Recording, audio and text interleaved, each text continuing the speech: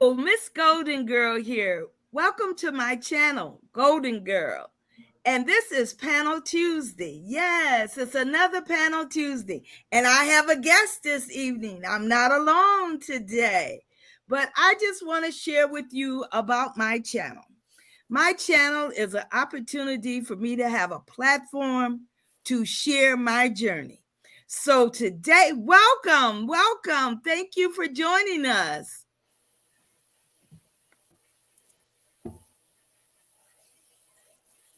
And as I was saying, my channel is an opportunity for me to share my journey. So this evening, I have as a guest my college friend, Regina Poole.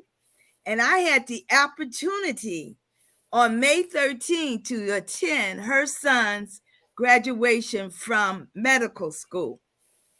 And I was sitting next to Regina. And when they called Eric's name and he got hooded, Regina was saying, "That's my baby. That's my baby." So I came away from that and I said, "I wonder how she feels. I wonder how the mother of the graduate from medical school feels." So I invited Regina to come on this evening as a mom to tell us how she feels to have her son graduate from medical school. Dr.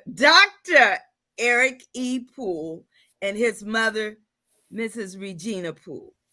You go right ahead, Regina, and tell us, how does it feel to finally have a graduate from medical school? Regina and I attended Michigan State together, and Eric graduated from Michigan State. So, hey, from our alumni. Go ahead, Regina. Well, good evening, and thank you, Miss Golden Girl, for allowing me to kind of reflect my feelings, kind of express my feelings. This has been a journey for Eric. Eric graduated from high school in 2008, and it took him several years to get accepted into medical school, but he was determined. When he was a junior and senior in high school, U of M had a summer program for students called the Summer Science Academy. Now, he expressed that he's been interested in medicine long before that, but that kind of gave him an extra, and desire to attend medical school. So in medical school, Eric struggled, and he was no different from many of the other students. In fact, Friday prior to the graduation, there was a diversity dinner that acknowledged the students that had such barriers and struggles. And as he came forward and gave his reflections, he said he met a young lady that had matriculated medical school in 8 years. Now, you normally expect 4 years in high school, 4 years in undergrad, accepted to medical school, 4 years of medical school. But that's not always the case. And for Eric, it was 5 years. He was unfortunate there, with school, there's evaluations there, to test how you're doing your milestones, whether or not you're able to complete the program. And one of the tests that Eric had to take, they called it step one. He took the test in the time frame that he should have. He did not pass, and he was just truly heartbroken. He had to wait a couple of months before he can retake the test, but they allow him, and um, this was in between year 2 and year 3. He entered into year 3.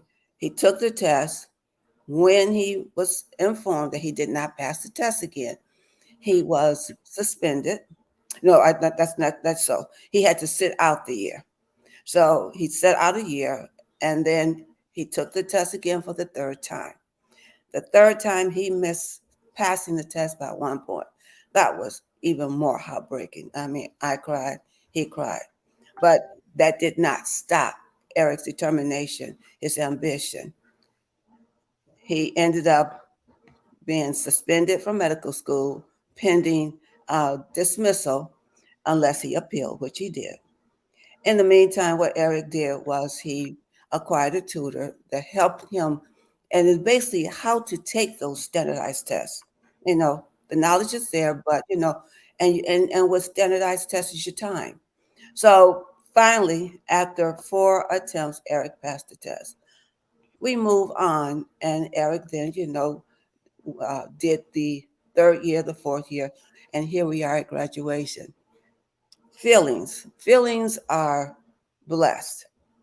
I'm blessed that I have a young man that sometimes it's good, sometimes not so good, but does not accept the word no, and which is good because he had the determination. He has done well in the first, second, and third year, and then going on to fourth year doing what they call clerkships or more so being in the hospital doing clinicals. And so you just could not, for Eric, tell him he cannot master. He was going to persevere, and he did. Now it comes to time to decide where do you want to, he's on the track to graduate, and where do you want to do a residency? What discipline do you want to participate or be a part of a residency program? And Eric was steadfast with orthopedic surgery. He had the naysayers. He had the ones on the other side that says, keep moving forward, keep moving forward. Yes, Eric did continue to move forward. Came the time, he did all the things, the volunteering, working on being a part of research projects, uh, presenting research projects either at small conferences or as poster sessions. From my perspective, his CV was just outstanding. Applied for residency. He received, I think he received 4 or 5. He received 5 interviews. I think he sent out about 40 something, or his application went to 40 something, 40 plus programs. And he got the good vibes. He thought that, yes, I'm going to receive a residency in orthopedic surgery. Well, now we have match day coming up, which was March the 17th. Monday, That's this year, Regina. March 17th this year. Monday, Excuse me just a moment. Is your phone still on? mine? Uh-huh. No, I was hearing an echo. no. Okay. Okay, All right, go ahead. I'm sorry. okay. So it was March the 17th, but the uh, the notification that said that whether or not the medical student match came in an email that Monday, which I think was like the 13th. Yeah, it was March the 13th that you receive an email and it says whether you matched or you did not match. It doesn't tell you which program, which hospital, which residency program accepted you, but it tells you either yes or no. And again, devastating information. That was a heavy day because I was just on pins and needles, just waiting. And when he called me, the tone in his voice and the disappointment was just so overwhelming. He said, Mom, I did not match. And I can have the feeling, the sound in his voice that he was near tears, close to tears. And so I said, it's not over. You know, we'll talk when you get home. And so it wasn't over because as we went through the week, and Friday was the day that the students would have a celebration lunch. They would receive a white envelope and it would tell them, the ones that match, it would tell them what program, which hospital, which health system they were going to go to continue their medical education. Orthopedics, internal medicine, emergency medicine, or general surgery. And Eric went anyway.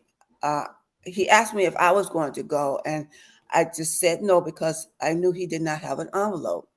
Here it is, a little bit after 11 that Friday morning, I get a call, and he says, Mom, I matched. Hour. he received a call from Prisma. God is good. God is good. Prisma Health Systems in South Carolina, the University of South Carolina, Greenville. And I mean, sheer joy. But then I was so upset that I wasn't there to be with him for the celebration.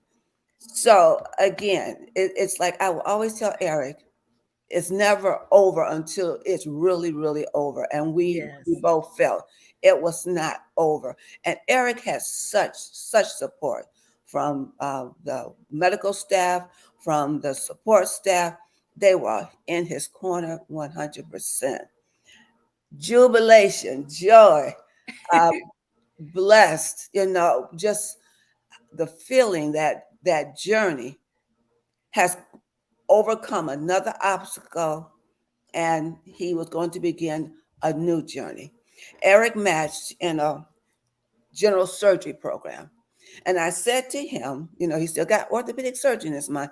I said, but in general surgery, Eric will be exposed to all facets of medicine where surgery is needed, whether it will be bone related, where it could be heart related, whatever the case may be. And I says, who knows?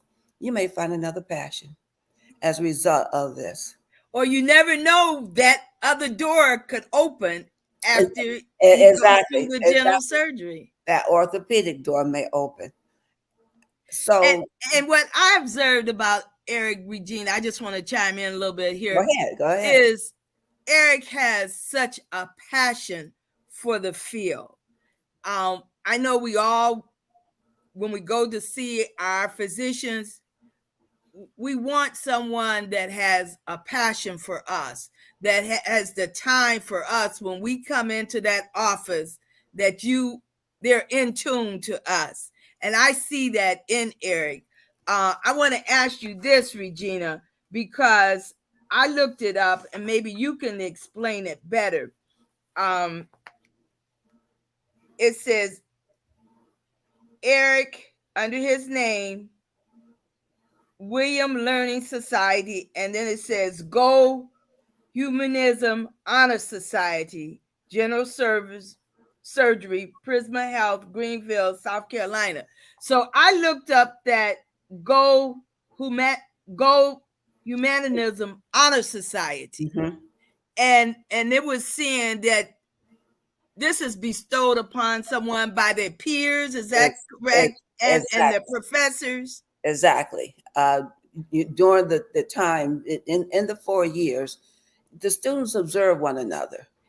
They're in small communities so that you don't have a large lecture hall of students with one person uh, uh, instructor talking. So they're in smaller groups, and that award is in terms of Eric being observed throughout the 4 years of his passion for medicine, his uh, uh, I don't want to say his example of him of being human and listening to, because they observe one another, listening to patients as they are doing their training, and then they're given the opportunity to emulate or to show how they have learned to greet a patient, address a patient's need, listen to the patient.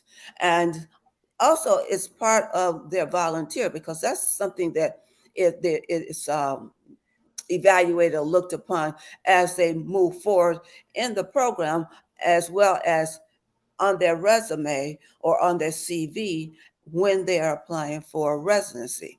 So, from his peers' perspective, Eric showed those qualities, and so he was nominated to receive that award. Yes, That's awesome. right. And in his evaluation, because he would always show me his evaluations, it would always say not only commenting on his skill level, but his interaction and how he has improved in terms of assessing, addressing, or I should say, greeting a patient, assessing a patient's needs, listening to what they have to say, and then providing care in regards to those different areas. And so again, that feeds into that humanism award that he received. Yes. That's just awesome. Um, I'm trying to think what direction I want to take you in. There's so much I want to share this evening. I aspire to inspire before I expire, and I'm hoping. And Joetta, my cousin, had called me. I don't know if she's on or not, but her granddaughter has a desire to go to medical school. She just finished her associate degree, and now she's trying to decide where she's going to go to get her complete, her undergraduate degree. But this will be good if Joetta could share this with her granddaughter, uh, to encourage her, to encourage her. And the one thing I'm going to, I want to mention that during this time, Eric lost his father, Yes. and he stepped up. And, Regina shared with me how Eric took the role as far as, planning his father's funeral and everything. And he took that test shortly after James' death, didn't he, Regina? So if you could just share with us in the time frame, the passing of James, his dad, your husband, that so we can see that timeline and how he persevered through that. Okay. Well, Eric entered medical school in 2018, and it was like 2020 that his father began was actually he was diagnosed with dementia, but it wasn't a definitive diagnosis. Dementia has different facets, and a lot of people, when you speak of dementia, they think of a person that's kind of progressed into Alzheimer's. His father did not have Alzheimer's. He had a form of dementia called Lewy body, and that was diagnosed like in 2020. And it was we were explain what would happen, and we actually saw, which was very heartbreaking to see a strong, vibrant man begin to deteriorate. Problems with speaking, problems with just walking, um, problems with uh, being engaged. He did not forget people, which a lot of people think. It's like he knows all of us, all the family, friends. It's just that he lost his ability to care for himself. And we were in a apartment. We have moved out the family home into an apartment, and Eric was in his third year, and Eric was actually where Eric had completed his second year, had not yet started his third year. And Eric was my partner in being the caregiver. Now, you have someone that has the um, obligations and has the demand of going to medical school, which is, if you ask almost anyone, that it is really challenging, it is really trying, it is really draining. And at the same time, while he's trying to, you know, do what is necessary to complete courses, to go to his clinicals and do all that was required for his degree, he had provided me time to help care for his father. We wanted him to stay home.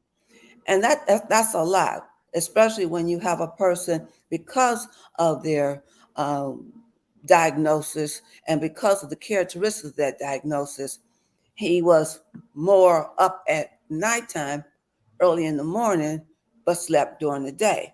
And you cannot. It's like, how they say with babies, try to change that sleeping pattern.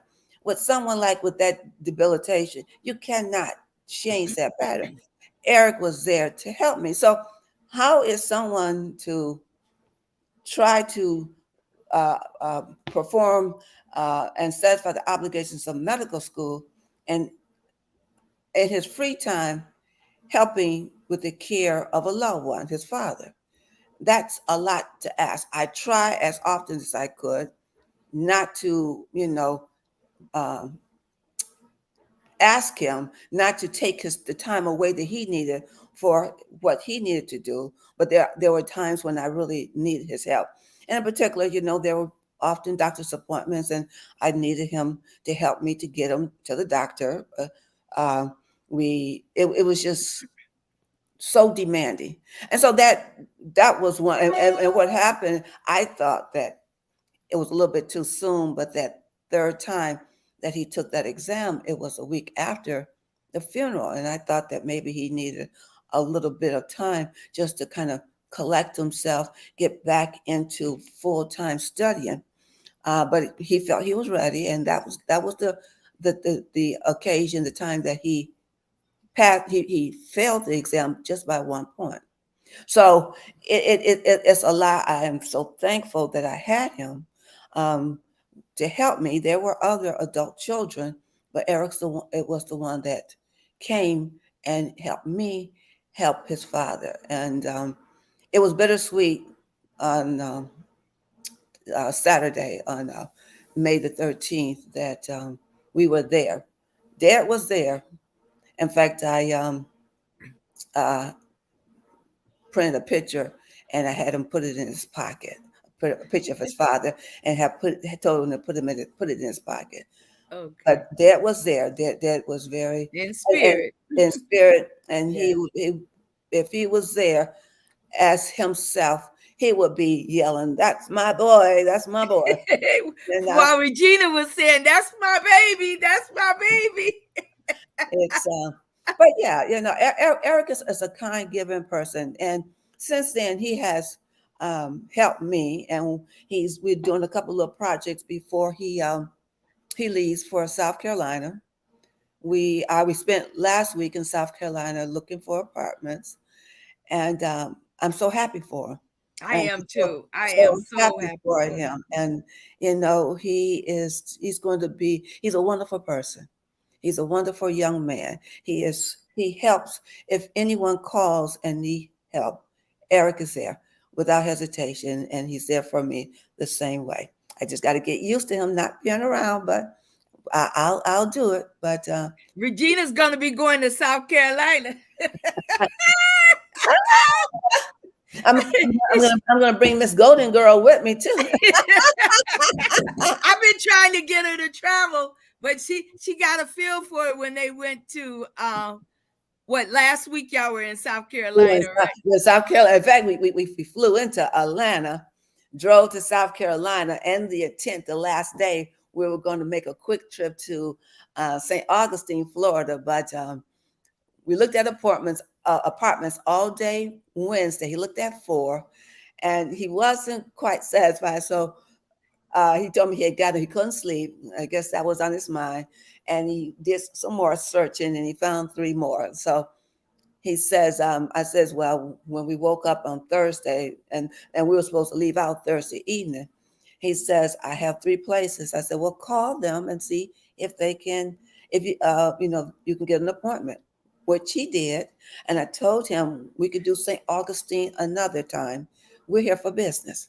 And he finally made his decision of the three that we saw Oh, on he did. Thursday. Okay, He okay. finally made his decision, and um, submitted his application, and it was very quick. It was accepted. So just now you got to do the packing. We got to do some decluttering, but the packing, and then make the arrangements to make the move. I'm gonna miss him, but I know that I can go visit at any time. But I'm not gonna go right away because he's gonna be busy. It's just I'm just so filled with joy. I And am too, Regina. mm, I have, Regina has, shared with me his story, and I want to just go back with Regina to bring us up with how Thank you, everyone, for stopping in. My daughter is on. She says, "Congratulations, Eric." You tell Eric we sending this out into the YouTube streets because I'm very proud of Eric. I'm very proud of his perseverance, and I'm gonna wait to try to tie it back to us. You know that our struggles attending Michigan State, and we didn't give up. Right. But Eric's story is a story that he's determined, and he's a planner, and I would say he's a dreamer. He shared with us, Regina, how he knew what high school he wanted to go to, and he set all of that up. Right. And then, if you bring us up, then he went from high school. He attended U of M, Yes. graduated from U of M with his bachelor. Then he went on and he went attended Wayne State Yes, he did. and got a master's from Wayne State, and you can tell us what that's in. Okay. And then he went on to medical school. And then in the midst of all of that, he had his heart set on being a firefighter, right? Yes. And he did. Well, Eric, Hi, Sister Glenda. Eric was not interested in attending the public school in the area that where we lived. We lived outside of Detroit, a small community called Lathrop Village. And his older brother, who's 6 years older than he is, attended the school. But Eric wasn't going to have it. He wasn't interested. Eric, when as he was preparing to go to high school, he was interested. He played football, he played basketball, he played baseball, but football was his sport. And so he heard about this coach um, from a private Christian school in the Detroit area, and he wanted to go. Well, at first, he wanted to go to a public school that was not too far, also outside of Detroit, but they were not, as they consider, a school of choice. So, in order to attend that school, you had to be a resident of that community. So, wanting to play football for this renowned coach at private school, he was determined he was going to go. My statement to him was, "That's not an option." It was an expensive school. It was almost as if like you were sending your child to college. Eric is not an option, but Eric made it happen. Eric had, they have open house, and you have to take a test in order to, Can you score. tell us the name of the school, Regina? The school is called Brother Rice. It's a Jesuit high school, and so he did not go to school that day. Him and his And I father were. think Chris Webber, did he go there, Brother Right? Mm, I don't know. I don't recall. I think he did. Yeah. Okay. My memory's not as good now, but I got these athletic sons too. And at that time, they were recruiting the urban kids at those schools. I think he Right. went to Brother Rice. Right. Okay. So he did not attend his middle school that day. His dad was aware of it. His dad called in, because you have to call in, otherwise the school will call to see why the young person is not in school. So went to open house, took the exam, and also a tour of the school, and he was admitted to the school. So we proceeded to let him go. Did very well. Eric, also, I wanted to say, Eric is outstanding in networking, even at a young age, as a high school Yes, student. yes. Um, Eric was a caddy, and he learned a lot of that by caddying. So did his networking, and he, uh, did well, and he graduated from Brother Rice in 2008 with honors.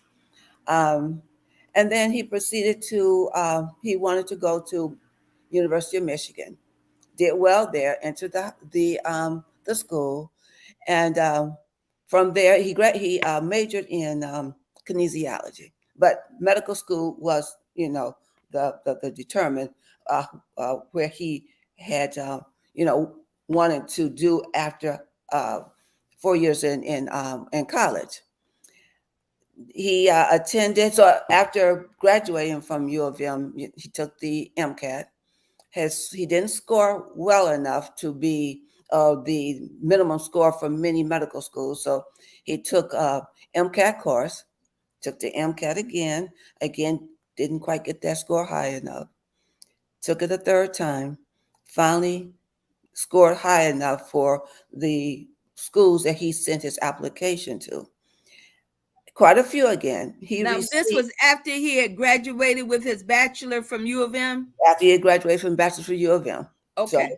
and also what he did was trying to increase his science GPA. So he took some additional post grad courses at Eastern Michigan University to up his GPA. So he ended up going to Michigan, Wayne State University, and got a master's in it just slipped my mind, medical education.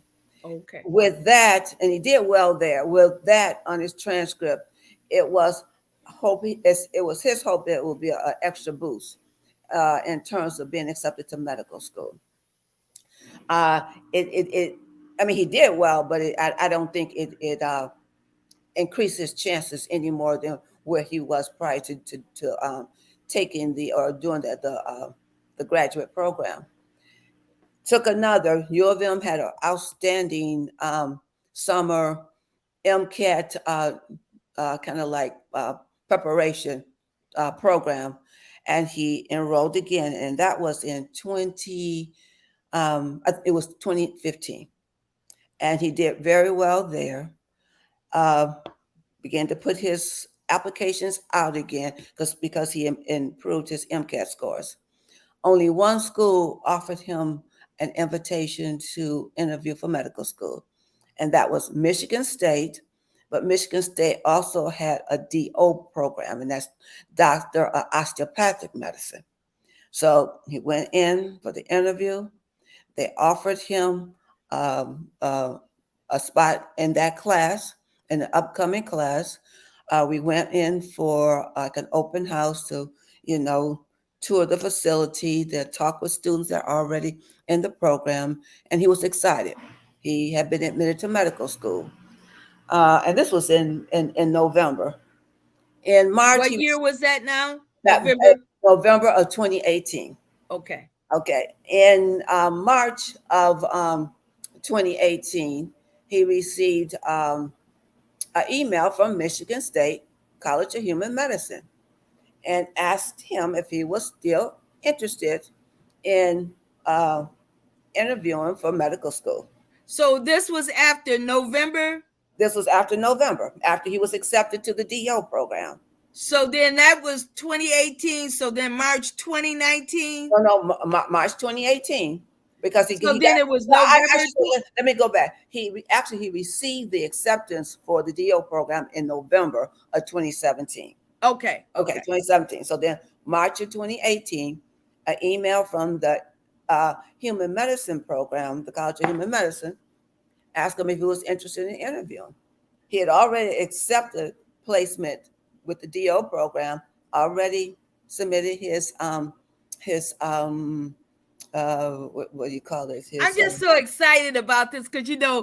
for me, I'm learning all these steps, and So he had to put out like it's like a application or admission fee. He had already paid his admission fee, non-refundable, and he paid it. And and so I'm sure that's expensive. yes, yes.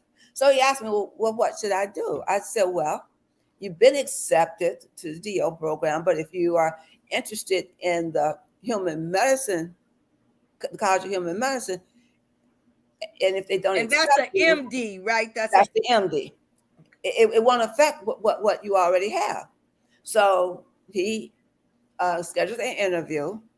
It took about maybe 3 weeks, and he received acceptance to the College of Human Medicine. So again, so he then informed the DO program that he would not attend because he was going to attend the human medicine program. Again, the admission fee non-refundable. So, but this is what he really wanted.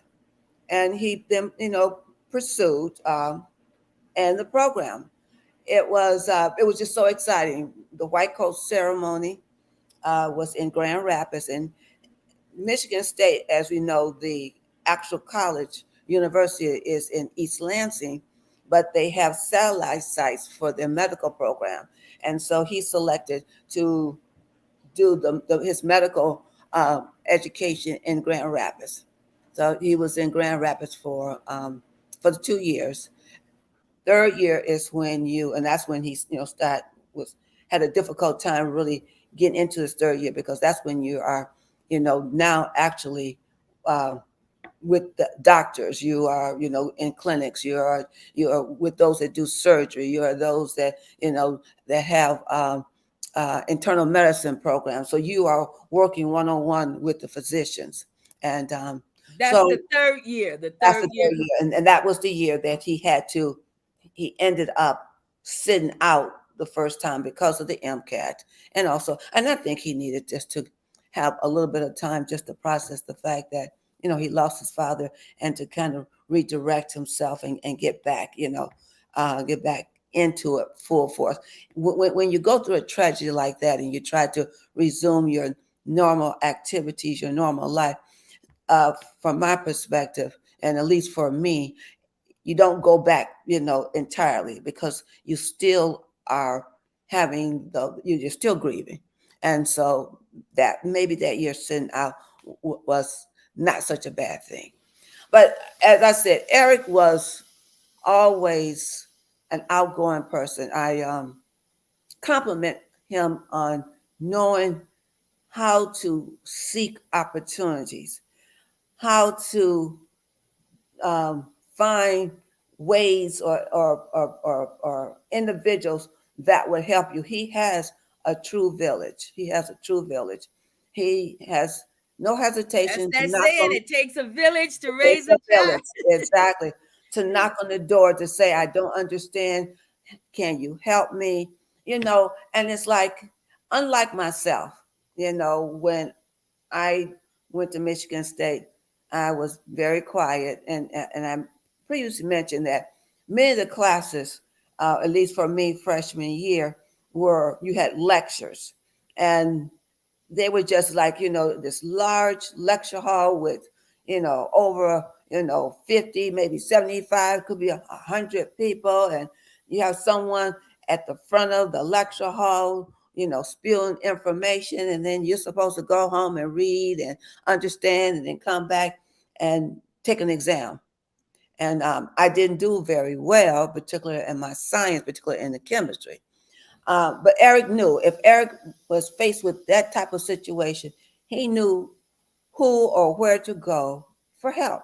It's just and he was kind of like that in high school, finding the resources, finding how I can get through this, who can help me get through this.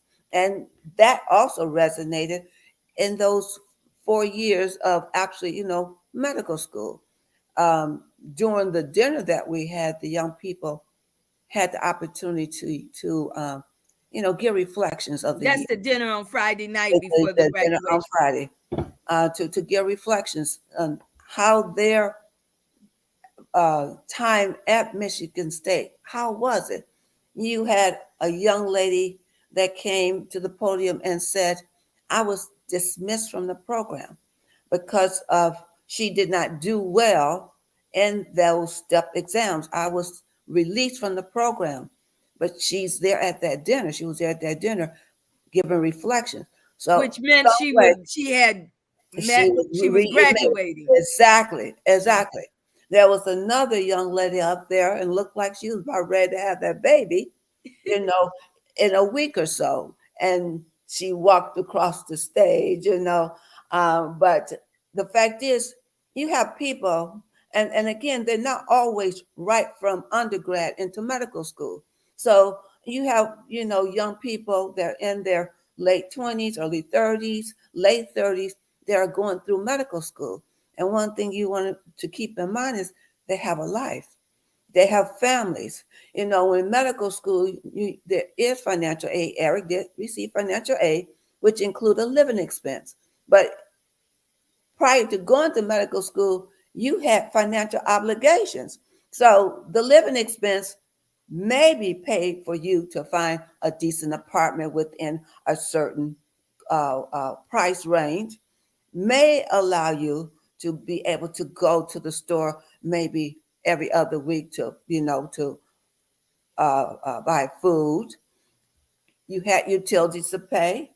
You may have had a car note prior to going into medical school. So you don't have a lot of funds for those. And these people are determined and they will make it work. There was a young man at the dinner. As he came So up do they have a lot of student loan then, Regina? exactly, because the loans are paying tuition and it's paying again for living expense. And there was Eric's second year financial aid was late coming in, but he still had his bills to pay. So yeah, I was able to help him out until his financial aid came through. So but one of the young men, one of the young male graduates, when he came to the podium to provide reflections, he had a little, either he was 2 or I think he was probably about 2 years old on his shoulder. So, His you two know, year old son. 2 year old son. So during the time he was in medical school, his wife, I don't know if there were other children, but they had a baby.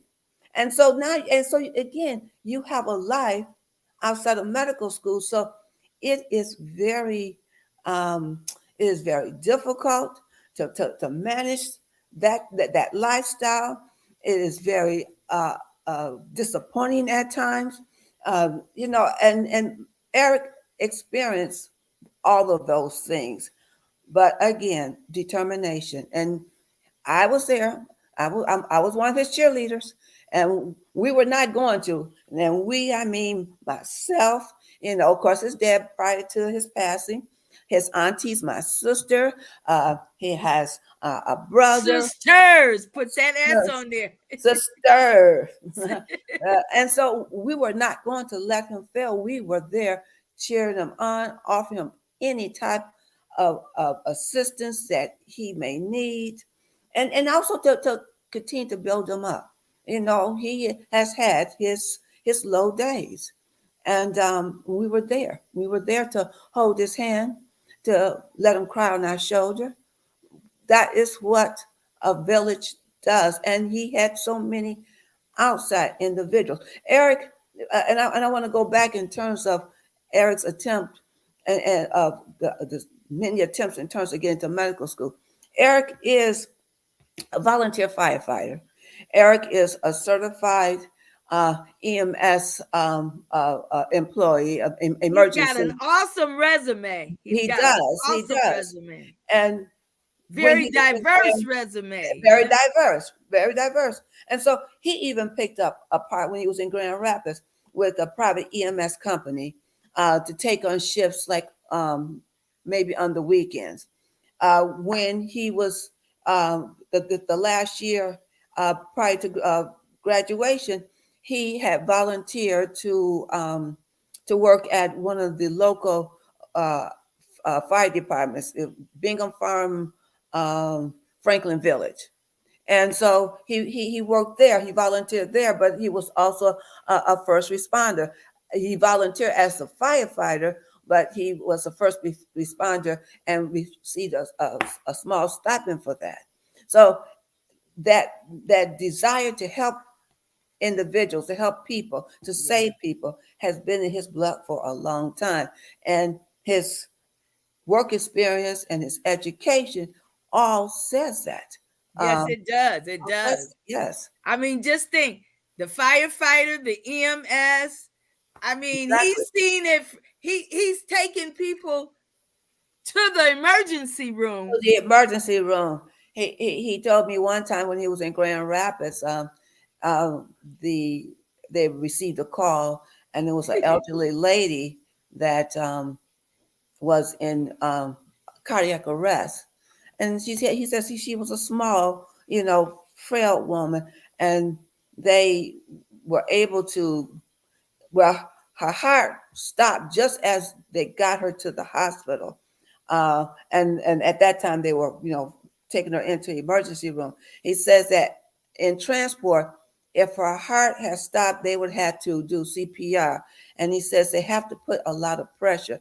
And he says he just could not. He had to do it if it was needed, but because she was small, he has told me in the past too. When you do, sometimes when you do CPR, you end up, cracking ribs. So he uh, has good skills, and he knows. Has told me a lot of stories in regards to some of the things he has done as a result of getting an emergency call. Sometime the patient got to the hospital, fared well. There were times when he was part of a DOA, because they just could not revive the person. But he loves medicine. He loves being there to help someone. And it's not always an emergency. He is so involved in helping others, and providing the necessary information to help others have or lead healthy lifestyles. So in medical school, you're exposed to all forms of medicine, all disciplines of medicine. And, some were crisis situations and some were, just follow up. One of his last clerkships, he worked with a eternal medicine doctor in the Southfield area. And, sat there and did the evaluation, listened to the concerns, and he said that he was evaluated well, and providing the necessary plan of care for that patient, um, after seeing the patient, and his preceptor, the physician who he was training under, said, has told him quite often he has done well. So he is compassionate. He has always said to me, it's his intent to meet a patient or a client where they are, and not just spew information to them, but listen to what it is, their concerns, and how he can help address that client or patient's concerns. He is, and that again, that goes back to that humanism award that he received. So yeah, he's had quite a journey, and He certainly has, and it he is. has an awesome resume, and that's just going to equip him more to be able to identify on the human side Exactly. with his patients.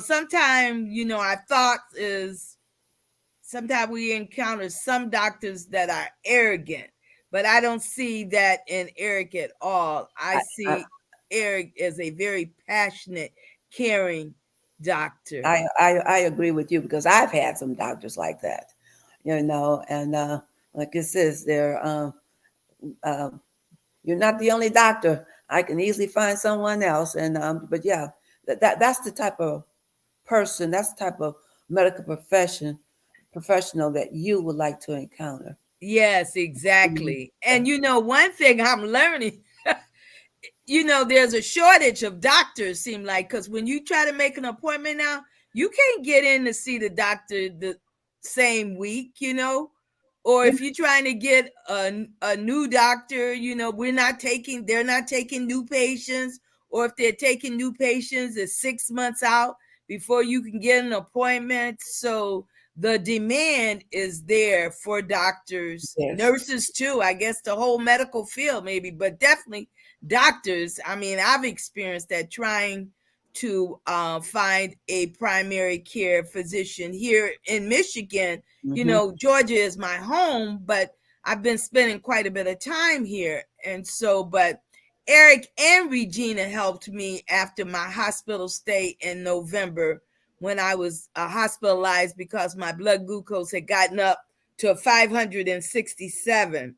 And so, you mind sharing that part, Regina, Sure. which Sure. that Eric has managed as a young kid. I mean, Yes. all of this just plays into, I feel he's gifted when it comes to this medical field. Hmm. Because look how he took control and managed his own condition? And I'm gonna let you say it, you know. Right. Eric, at the age of 12, was diagnosed with type 1 diabetes. And it was, it was a shock for myself and his dad. And it's not, it is somewhat hereditary. And we found the link, or we found how is it that when diabetes was not in my family, nor diabetes was in his dad's family. And what we found out is that uh, his dad carries autoimmune gene, and he actually he has on dad's side he has an older brother and older sister, and we found out through his older sister. His older sister was diagnosed with MS, and that's an autoimmune disease. And then his dad was diagnosed with rheumatoid arthritis, autoimmune disease. And then we found out that uh, diabetes, type 1 diabetes, which they used to label as juvenile diabetes, is an autoimmune disease. So he has the gene, and he was diagnosed. And Eric did so, very well. Now, at the age of 12, you don't expect them to the patient to follow protocol. But Eric was, again, he had said that while he was in the hospital, he had to be hospitalized for about 5 days.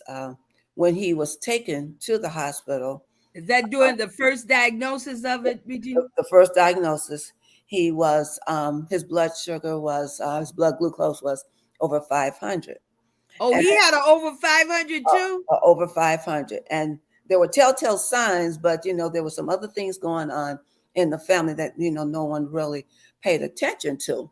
But it just so happened that the day that he was diagnosed happened to be his dad's birthday, but it also happened to be the day that my oldest older sister husband, his uncle, um, had a sudden heart attack and died. So we will always remember that date because of those the occasion of his dad's birthday and the incident with his uncle. So Eric said once they got it under control, and he was able to kind of get up and walk around. He says that he was walking around to the room of other patients, and he was at the time, being 12, he was at Children's Hospital asking, the other patients, "How you doing today? Everything's okay?" As if he was one of those those service dogs that go and uplift, the children. We're sad and we're scared as adults. You can imagine what children are when they're in the hospital. So so he was diagnosed, and he went through the regimen, and he did well. And when he would go in for his quarterly follow-up appointments, one of the tests that they take to see how control you are, they call it the A1C, and his A1C was always within the acceptable range. Of course, by being type 1 diabetes, he has to take insulin for the rest of his life. So Starting at age 12. at age 12, so and he has gone through doing the, drawing the insulin with a syringe, and he had two types of insulin to do, and then the pen, and then he was on the pump. He came off the pump, and he just says, "I do better with the syringe." But now that he is, it's, it's almost a year, he has gone back on the pump because his endocrinologist says that you have a busy schedule, and the pump provides him with insulin. It tells his body when his sugar is his blood glucose is low. It tells his body when his blood glucose is too high, and so that it's right there. You don't have to go somewhere and get a syringe and draw your insulin, or you don't want to be in a position where your blood sugar is so low that the fact that you may pass out. So he's back on the pump. So when Anita, called me and told me last Thanksgiving that she was had been admitted, we talked about it. She had a lot of questions, like with anyone else newly diagnosed, or going through, could things change throughout the years. And so there were some things I could help her with, but as far as the insulin was concerned, and you know how it with the two types of insulin, the long term insulin and the short term insulin, you know, Eric would have been the one to give her, would And have he been more did. He knowledgeable, helped me. would have been more knowledgeable. Mhm. Nita came to me because um, I am a registered dietitian. Um, I did not. I mean, I was trained in the management of diabetes. You know, with the meal plan to go along with the prescription for the insulin, or for some individuals, maybe they can be controlled just by the meal or controlled by oral medication. But I didn't. I wasn't a practicing endocrinology dietitian. My field was public health. But I still try to kind of pull up some of my And knowledge she helped and me. and, She did. She and did did. some as he said, that the internet pulled up, but with reputable sources, to help Anita to understand, how the meal plan should be and how they do the breakdown when you look at, your main components in your diet are foods that have a amount of fat in it, carbohydrates and protein, and how that's broken down in regards to the total calorie amount that is recommended for you for your level of diabetes. So, but Eric was a star, and I says, well, let me when Eric comes in, I'll ask him, or I have him give you a call, and so yeah, it's always good. Just to say, as a sidebar, Nita excuse me, Miss Golden Girl been has been so helpful with me in terms of my finances and my taxes. So we help one another. Yes, we do. And that's why um I say I aspire to inspire before I expire, because I think we can learn so much from each other. And for Exactly. me, it has always, I've learned for others. All my life, I have learned for others. I was always a very observant child. And so, whatever somebody was doing, I'm looking, I'm watching. And that's what inspired me to say, oh, if they did that, I could possibly do that, you know? And Exactly. so I just, and this is, I just, this is, I've got this out here. I'm thanking God for my YouTube channel, for my platform to be able to share like this, because so many times we don't pursue different opportunities because we don't understand, or one setback and then we give up because we think, oh, it's over with. And it's good to know the story, because see, we go in, we see our doctors, we don't know their journey. Right. We just see, oh, now they're a doctor. But it is more accessible for us today, because we understand we can get the help. Right. It's Mhm. not Eric didn't make the grades. He had an issue with the standardized test. That's correct. That's right. And that weeds us, a lot of us, out of going into different areas, because of that. And we Right. just don't give up. Now, before we close out, it's getting close to the hour. I want to turn it now to Regina and I. Regina and I think I can say the same for you, Regina. When we attended Michigan State, um, we came in 1970, right? That's correct. Fall of 1970. And I was the first in my family attending college. Was that the same for you, Regina? No, I had an older sister that attended college, but my dad attended college, but was not Oh, okay. to complete. But he did enter. He entered Morehouse, but family dynamics and relocating to Michigan, because I was not born in Michigan. Relocating to Michigan, uh, his then goal was to find gainful employment to Okay. support his family. But I had an older sister that That's right. I forgot about Cecilia. yes, Okay. And Cecilia, was a nurse. nurse. Yeah. Exactly. And so And then Regina went into dietetics. But my intent was that's why I admire Eric. My intent was I wanted to go to medical school, and I could not pass the MCAT. So therefore, I had to find another alternative in regards to I was going to graduate from college, but I had to find another discipline. And like as I said before, if if I was like Eric, maybe I would have gone to medical school. Eric knew how to find the support that he needed to continue to move forward. I did not know how to navigate. And I say to Regina, she's learned, and I see Eric learning from her, because Regina didn't give up. She had to persevere in order to, get certified as a dietitian. And then she went on, and you got a master's. What was your master's in, My, Regina? my master's was in health service administration. Okay. And so I think Eric has picked up from some of your qualities, blessed with them too.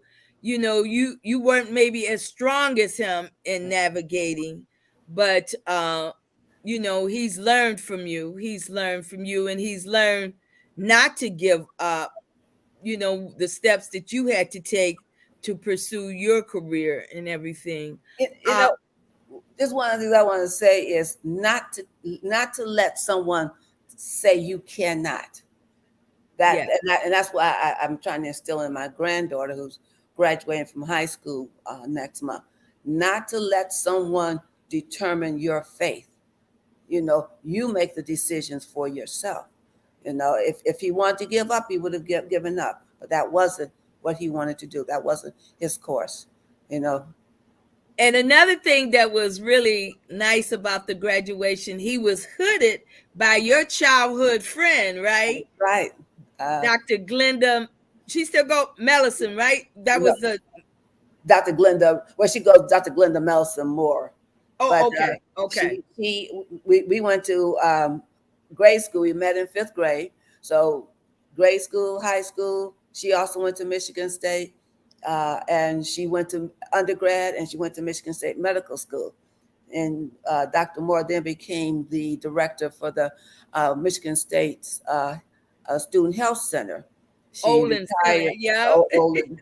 She uh, retired about maybe I think maybe four maybe five years ago, and so she was she was one of Eric's um, uh, I don't want to say supporters that wrote a wonderful letter of recommendation for Eric for okay. medical school. And when he was hooded, Dr. Moore was also supposed to provide the Eric's white coat, but she wasn't able to make that event. But we were so happy that she was available to hood Eric, and that is just a wonderful ceremony to have them come out there and to receive that hood, to receive that recognition, and it was just uh, I think of it every day. I play it back every day, and it's like, you know, I got it on recording. you got it. Yes, And yes. I've shared it on YouTube too. I've Okay. shared it. I put it out on YouTube. I have to I tell mean, that Eric. was my first medical school graduation. So thank you, Regina, for the invite. Um, I was invited to Friday night, but I chose that was going to be a bit much. But now I'm so sorry I missed Friday Yes. night. But I sometimes I have a tendency to take on more than what I could do. And I Sometimes told don't we Regina, then all? if I drive Friday night, then I gotta, drive back Saturday. Hmm. So, but But I just want to say, you are a dear friend, and events like that, you are a member of the family, and so you will always be a part of those occasions, those celebrations. It's just wonderful, just and wonderful. I look forward. He's having a open house. What, Yes. June Uh, 4th? Going forth, yes. And so I'm going to end this. I want to thank everyone that for joining us this evening. I want to say to you, for the replay, please share this out. This is good information. This can help someone that is possibly thinking on pursuing a medical degree. This will give them encouragement. It may be hard, but it is attainable, right? It is attainable. Yes, It it is. is attainable. And so I am just so happy to have this kind of experience one on one. I used to babysit for a dentist when I was growing up, Dr. Ferguson. And so, I was in their home, and Dr. Ferguson was so down to earth and everything. And so then they had me babysitting, they share me out to babysit for some of their other uh so I had the opportunity, to be around them. I never had to desire to go to medical school, but my desire was to be a math teacher. And then I went on and in the accounting field. And when I went into that field, that took some perseverance too. Back in I declared it, I think it was 1972. And at that time, it wasn't very limited women that was in that field, and very limited African Americans in the field. But I stuck it out. I didn't even know any accountants. I didn't know any accountants at all. But I just persevered through the field, and I made it. And when I look at Eric, uh, I learned early how to network too. And it was, my father raised us, and so I had to be in a lot of different situations, that my parents weren't around, and so I had to learn how to survive in those Mhm. type of Right. situations. And Exactly. then I learned from people in the neighborhood. My daughter, she telling me, bye, Mom. She always, I need to stick, and I try real hard to stick to the hour, but it takes me to say 3 goodbyes before it is definitely goodbye. But I just know this story of Eric is going to bless someone else, because we see the end product, but we don't understand the step progression It's to get exactly there. the And journey. Yes. I'm definitely I'm gonna call my cousin Joetta and make sure she shares this with her granddaughter, who wants to be a medical doctor also. And she just finished with her associate degree, and so now she's going to be transferring to a 4-year university to get her bachelor's, and then go on from there. So it is attainable. It is attainable. It And is. It so, is. and Eric has a village, and it takes a village. It takes a village. And just the idea that his resume is awesome, that how he's going to be able to sit with his patients and be able to identify with what they're going on. He's going to be able to help patients that have loved ones that they're caring for. He's going to be able to help patients that come in with type 1 diabetes, that he can share his story to be an encouragement, that how he learned as a child to take control of his own diabetes. So that was an encouragement for me. If Eric as a child can take control of his, I decided I'm going to take control of mine, and I'm a type 2. So I can reverse mine, and that's my goal, is to reverse that diagnosis. A type 1 can't, because I, they don't make any insulin at all. But I do make some insulin, so it's just working to become more insulin sensitive. So thank you again, thank Regina. you for the time to share my story and Eric's Yes. journey. Yes, and it's just always good to hear that mother's side, because we as parents need that encouragement too, because what kind of support can we give to our children or our friends as they pursue their careers. Right. It doesn't matter what career it is. My granddaughter, um, this is my second granddaughter, second oldest granddaughter. She's in cosmetology school. So I'm so proud of her because, see, I did cosmetology in high school. I did that. I did a 1,200-hour program while I was still in high school. And that was in planning to work my way through college, doing hair. It didn't go that way, but that was, back then, uh, people of color worked their way through college doing hair. Whatever it takes. Yeah, yeah, right, Whatever right. it takes. Is so. All right, everyone. Okay. Thank you again. And I just want to thank you for joining us. Please give me a like. I'm trying to grow my YouTube channel. And I'm, striving for audience. I come on Tuesday. I call them Panel Tuesday.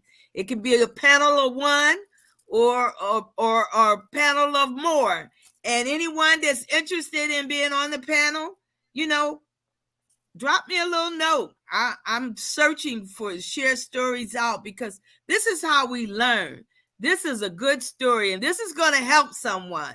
This is going to help someone that's maybe right now thinking, because I have a niece, and my understanding, Sharice is going to go as a nurse practitioner, but she may eventually, her kids, the two older one have graduated high school.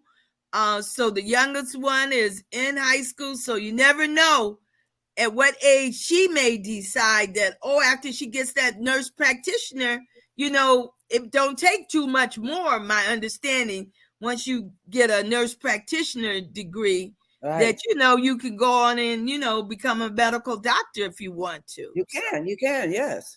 So it's a progression. It is a progression. All right, then, everyone. A thumbs up for like, share out, comment. You can even comment after the fact. I see it. And subscribe. And also check that notification bell.